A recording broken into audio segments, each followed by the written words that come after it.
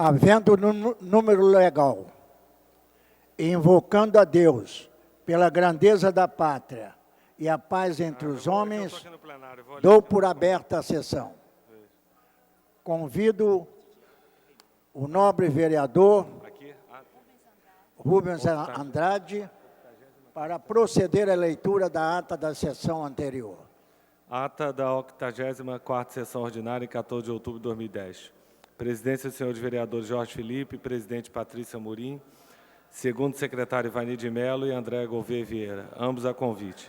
Às 14h15, em segunda chamada, com a presença dos senhores vereadores Eleomar Coelho, Lucinha, Luiz Carlos Ramos, Elton Babu, Tio Carlos, Tereza Berg, Paulo Pinheiro, Jorge Felipe, Marcelo Piuí, Doutor Jairim, Chiquinho Brazão, Jorginho da SOS, Adilson Pires, Ivani de Mello, Leonel Brizola Neto, Clarissa Garotinho, Jorge Braz, Tânia Bastos, Rubens Andrade, Dr. Jorge Manaia, Dr. João Ricardo e Raymond, 22, assume a presidência o senhor vereador Ivani de Mello e ocupa o lugar de secretário o senhor vereador Raymond, ambos a convite. Encerra-se a sessão às 16h15. Aprovada a ata, passa-se ao grande expediente. Não havendo orador inscrito, a presidência franqueia a palavra. Não havendo manifestação por parte dos senhores vereadores, a sessão fica suspensa até às 15h40. Está suspensa a sessão.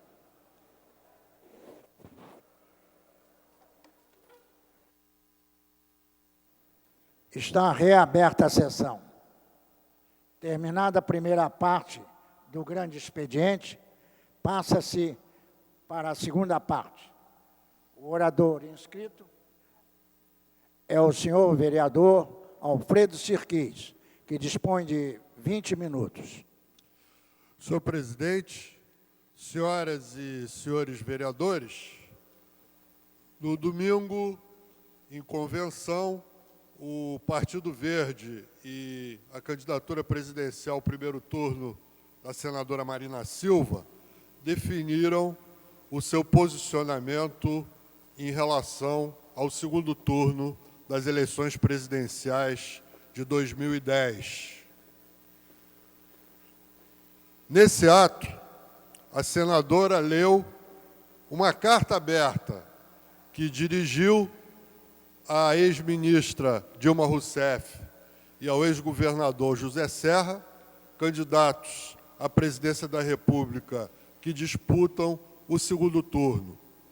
Trata-se de um documento histórico da maior importância e que eu, por essa mesma razão, tomo a iniciativa de ler aqui na tribuna da Câmara e que justifica de forma cabal e muito compreensível a posição de independência adotada pelo Partido Verde e por Marina Silva no segundo turno das eleições presidenciais.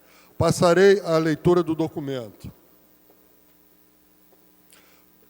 Carta aberta aos candidatos à presidência da República, São Paulo, 17 de outubro de 2010.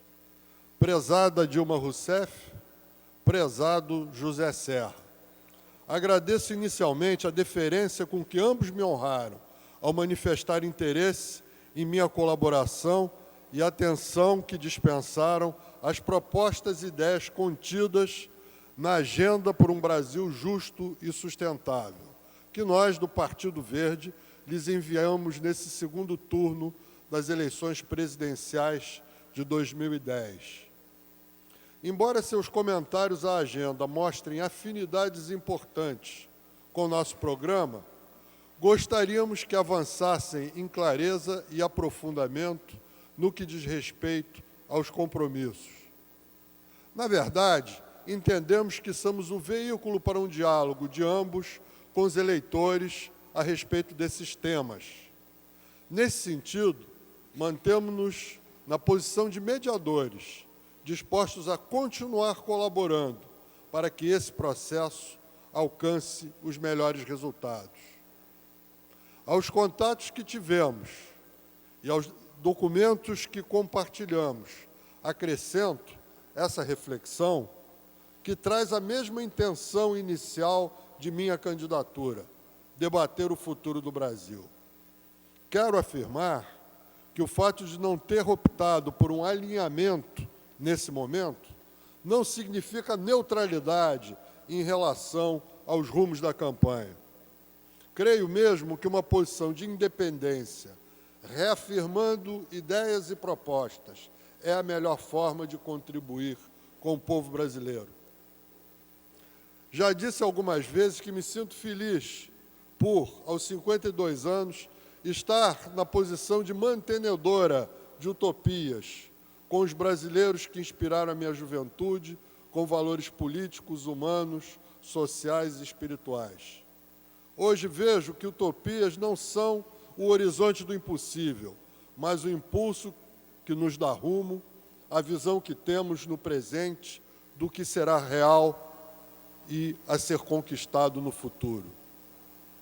É com esse compromisso da maturidade pessoal e política e com a tranquilidade dada pelo apreço e respeito que tenho por ambos, que ouso lhes dirigir estas palavras.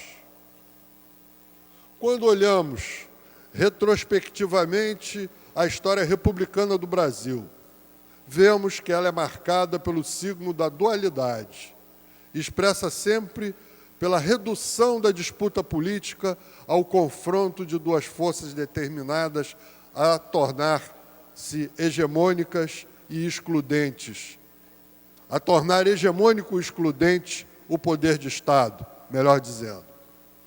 São elas, republicanos versus monarquistas, UDN versus PTB, MDB versus Arena e agora PT versus PSDB. Há que se perguntar por que PT e PSDB estão nessa lista. É uma ironia da história. Dois partidos nascidos para afirmar a diversidade da sociedade brasileira, para quebrar a dualidade existente à época de suas formações e se deixam capturar pela lógica do embate entre si até as últimas consequências. Ambas, ao rejeitarem o mosaico indistinto representado pelo guarda-chuva do MDB, enriqueceram o universo político brasileiro, criando alternativas democráticas fortes e referenciadas por belas histórias pessoais e coletivas de lutas políticas e de ética pública. Agora, o mergulho desses partidos no pragmatismo da antiga lógica empobrece o horizonte da inadiável mudança política que o país reclama. A agressividade de seu confronto pelo poder sufoca a construção de uma cultura política de paz e o debate de projetos capazes de reconhecer e absorver com naturalidade as diferentes visões, conquistas e contribuições dos diferentes segmentos da sociedade em nome do bem comum. A permanência dessa dualidade destrutiva é característica de um sistema político que não percebe a gravidade de seu descolamento da sociedade e que, imerso no seu atraso, não consegue dialogar com novos temas, novas preocupações, novas soluções, novos desafios, novas demandas, especialmente por participação política. Paradoxalmente, o PT e o PSDB, duas forças que nasceram inovadoras e ainda guardam a marca de origem na qualidade de seus quadros, são hoje fiadores desse conservadorismo renitente que coloniza a política e sacrifica qualquer utopia em nome do pragmatismo sem limites. Esse pragmatismo, que cada um usa como arma, é também a armadilha em que ambos caem e para a qual levam o país. Arma-se o eterno embate de realizações factuais, da guerra de números e estatísticas, da reivindicação exclusivista de autoria, quase sempre sustentada em interpretações reducionistas da história. Na armadilha, prende-se a sociedade brasileira, constrangida a ser apenas torcida quando deveria ser protagonista e optar por pacotes políticos prontos que pregam a mútua aniquilação. Entendo, porém, que o primeiro turno de 2010 trouxe uma reação clara a esse estado de coisas, um sinal do seu esgotamento. A votação expressiva no projeto representado por minha candidatura e de Guilherme Leal sinaliza, sem dúvida, o desejo de um fazer político diferente.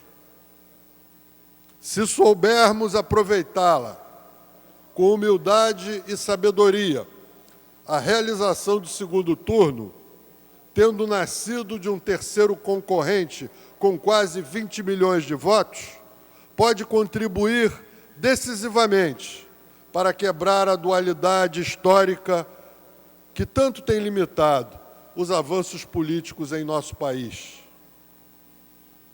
Esta etapa eleitoral cria uma oportunidade de inflexão para todos, ou principalmente para vocês, que estão diante da chance de, na presidência da República, liderar o verdadeiro nascimento republicano do Brasil. Durante o primeiro turno, quando me perguntavam como iria compor o governo e ter sustentação no Congresso Nacional, sempre dizia que, em bases programáticas, iria governar com os melhores de cada partido.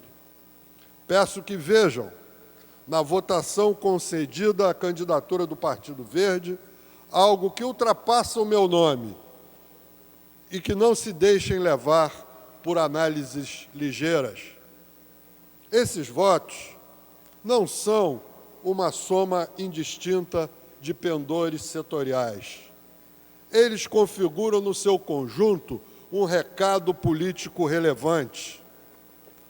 Entendo-os como expressão de um desejo enraizado no povo brasileiro de sair do enquadramento fatalista que lhe reservaram e escolher outros valores e outros conteúdos para o desenvolvimento nacional. E quem tentou desqualificar, principalmente o voto evangélico que me foi dado, não entendeu que aqueles com quem compartilho os valores da fé cristã evangélica vão além da identidade espiritual. Sabem que votaram numa proposta fundada na diversidade, com valores capazes de respeitar os diferentes credos, quem crê e quem não crê. E percebem que procurei respeitar a fé que professo sem fazer dela uma arma eleitoral. Os exemplos de cristãos como Martin Luther King e Nelson Mandela e do hindu Mahatma Gandhi mostram que é possível fazer política universal com base em valores religiosos. São inspiração para o mundo. Não há por que discriminar ou estigmatizar convicções religiosas ou a ausência delas, quando, mesmo diferentes, nos encontramos na vontade comum de enfrentar as distorções que pervertem o espaço da política. Entre elas, a apropriação material e imaterial indevida daquilo que é público, seja por meio de corrupção ou do apego ao poder e a privilégios, a má utilização de recursos e de instrumentos do Estado e o boicote ao novo. Assim, ao contrário de leituras reducionistas, o apoio que recebi dos mais diversos setores da sociedade revela uma diferença fundamental entre optar e escolher. A opção entre duas coisas pré-colocadas e excludentes Na opção entre duas coisas pré-colocadas e excludentes, o cidadão vota contra um lado, antes mesmo de ser a favor do outro. Na escolha, dá-se o contrário. O voto se constrói na história, na ampliação da cidadania, na geração de novas alternativas em uma sociedade cada vez mais complexa. A escolha agora estende-se a vocês. É a atitude de vocês, mais que o resultado das urnas, que pode demarcar uma evolução na prática política no Brasil.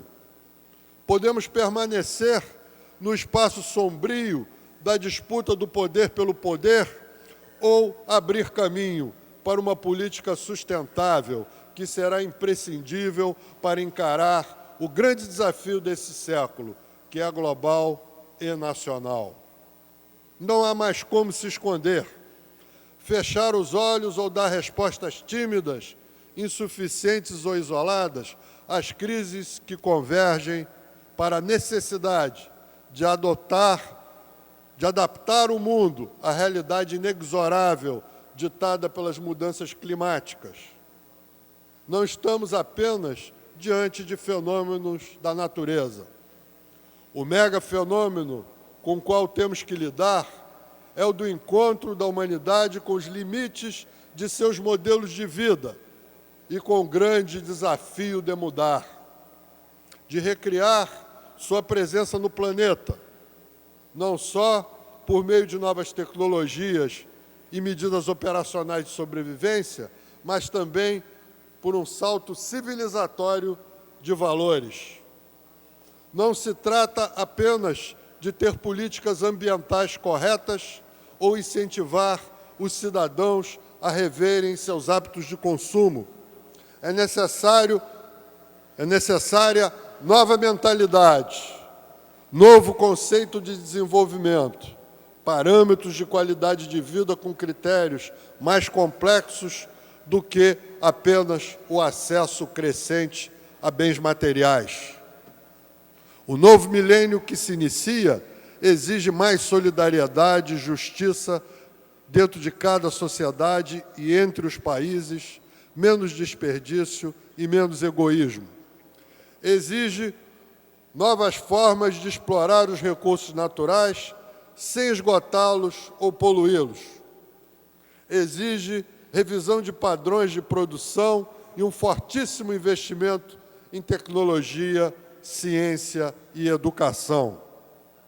Esse é, em síntese, o sentido do que chamamos de desenvolvimento sustentável e que muitos, por desconhecimento ou má-fé, insistem em classificar como uma mera tentativa de agregar mais alguns cuidados ambientais ao mesmo paradigma vigente, predador de gente e natureza. Esse mesmo desenvolvimento sustentável que não existirá se não estiver na cabeça e no coração dos dirigentes políticos, para que possa se expressar no eixo constitutivo da força vital de governo, que para ganhar corpo e escala precisa estar entranhado em coragem e determinação de estadista, que será apenas discurso contraditório, se reduzido a ações fragmentadas, logo anunciadas, logo anuladas, digo, por outras insustentáveis emanadas do mesmo governo. E, finalmente, é esse o desenvolvimento sustentável, cujos objetivos não se sustentarão se não estiver alicerçado na superação da inaceitável, desumana e antiética desigualdade social. Esta é ainda a marca mais resistente da história brasileira em todos os tempos, em que pesem os inegáveis avanços econômicos dos últimos 16 anos que nos levaram à estabilidade econômica e às recentes conquistas sociais que tiraram da linha da pobreza mais de 24 milhões de pessoas e elevaram a classe média, cerca de 30 milhões de pessoas. A sociedade, em sua sábia intuição, está entendendo cada vez mais a dimensão da mudança e o compromisso generoso que ela implica com o país, com a humanidade e com a vida no planeta. Os votos que me foram dados podem não refletir essa consciência como formulação conceitual, mas estou certa que refletem o sentimento de superação de um modelo e revelam também a convicção de que o grande nó está na política, porque é nela que se decide a vida coletiva. Se traçam os horizontes, se consolidam valores ou a falta deles. Nessa perspectiva, não foi inventada por uma campanha presidencial. Essa perspectiva não foi inventada por uma campanha presidencial. Os votos que a consagram estão sendo gestados ao longo dos últimos 30 anos no Brasil, desde a luta pela reconquista da democracia, juntou-se a defesa do meio ambiente e da qualidade de vida nas cidades, no campo e na floresta. Parte importante da nossa população atualizou seus desafios, desejos e perspectivas no século XXI, mas ainda tem que empreender um esforço enorme e muitas vezes desanimador para ser ouvida por um sistema político arcaico, eleitoreiro, baseado em acordos de cúpula, castrador da energia social, que é tão vital para o país, quanto todas as energias que precisamos para o nosso desenvolvimento material. Estou certa que estamos no momento no qual se aplica a frase atribuída a Victor Hugo: nada é mais forte do que uma ideia cujo tempo chegou. O segundo turno é uma nova chance para todos, para candidatos e coligações comprometerem-se com propostas e programas que possam sair das urnas legitimados por um vigoroso pacto social entre eleitos e eleitores. Para os cidadãos que podem pensar, mais uma vez, e tornar seu voto a expressão de uma exigência maior do que a manutenção das conquistas. Mesmo sem concorrer, estamos no segundo turno com o nosso programa que reflete as questões aqui colocadas. Essa é a nossa contribuição para que o processo eleitoral transcenda os velhos costumes e acene para a sustentabilidade política que almejamos. De José Serra, guardo a experiência de ter contado com a sua solidariedade, quando no Senado precisei de apoio para aprovar uma inédita linha de crédito para os extrativistas da Amazônia e para criar subsídio para a borracha nativa. Serra dispôs-se a ele mesmo defender em plenário a proposta, já vou concluir, senhor presidente, a proposta porque havia o risco de ser rejeitada caso eu a defendesse. Com Dilma Rousseff tenho mais de 5 anos de convivência no governo do presidente Lula. E para além das diferenças que marcaram nossa conveniência no governo, essas diferenças não impediram que, de sua parte, houvesse uma atitude respeitosa e à disposição para a parceria, como aconteceu na elaboração do novo modelo do setor elétrico, na questão do licenciamento ambiental para petróleo e gás e outras ações conjuntas. Espero que retenham... Nobre vereador, eu solicito que termine a sua participação e prometer que será totalmente publicado essa sua leitura. Sim, senhor. Por razões regimentais, lerei o último parágrafo antes de concluir. Certo? Essa é a minha contribuição, ao lado das diretrizes de programa de governo, que são um retrato do amadurecimento de quase 30 anos de construção do socioambientalismo no Brasil. Espero que acolham como ela é dada, com sinceridade. A utopia, mais do que sinal de ingenuidade, é a mostra da maturidade de um povo, cujo olhar eleva-se do chão imediato e anseia por líderes capazes de fazer o mesmo. Que Deus continue guiando nossos caminhos e abençoando nossa rica e generosa nação. Senadora Marina Silva. Esgotado o tempo destinado ao grande expediente, passa-se ao prolongamento. A mesa dará ciência das proposições recebidas. Requerimento número 912 de 2010. Autor, vereador João Cabral. Requeiro à mesa diretora, na forma regimental, seja concedida a medalha de mérito Pedro Ernesto a Edivaldo Lopes de Araújo, professor Araújo. Os senhores vereadores que aprovem, permaneçam como estão. Aprovado.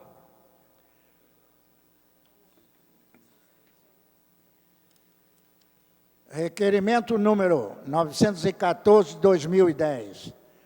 Requeremos, na forma regimental, a concessão do conjunto de medalhas Pedro Ernesto à desembargadora federal do Trabalho, Rosana Salim Vilela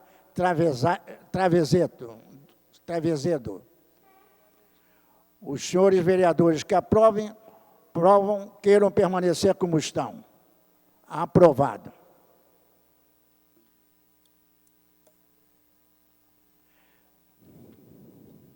Tendo sido evidenciado a falta de quórum, a presidência, antes de encerrar a sessão,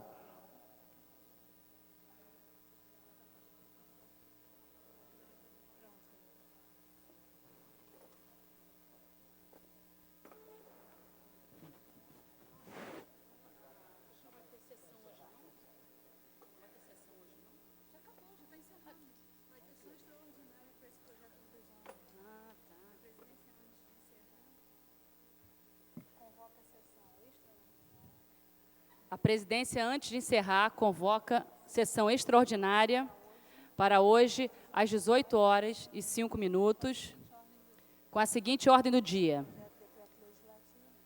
Projeto de decreto legislativo número 129, de 2010, de autoria do vereador Leonel Brizola Neto, que concede o título de cidadão honorário do município do Rio de Janeiro ao sociólogo, escritor, especialista em meio ambiente, relações trabalhistas e sindicais, José Gaspar Ferraz de Campos. Está encerrada a sessão. Faz o ventríloco. Havendo número legal, invocando a Deus pela glória da pátria e a grandeza e a paz entre os homens, dou por aberta a sessão.